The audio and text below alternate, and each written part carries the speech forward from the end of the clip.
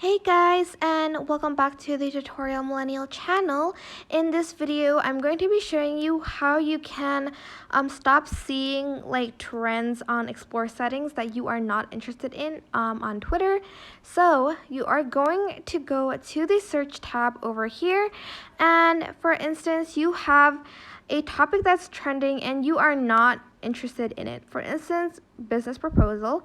You're just going to click on these three dots and press not interested in this.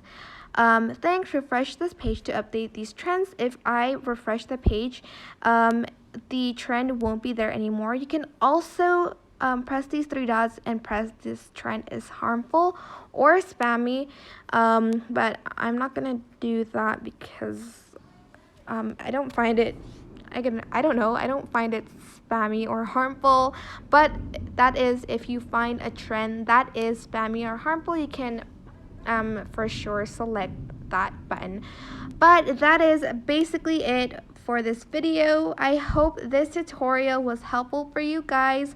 Don't forget to like, comment, share, and also subscribe to this channel if you haven't done that. If you have any questions regarding this video, just leave it in the comment section down below and I will try my best to answer them all. Thank you so much for watching. Bye!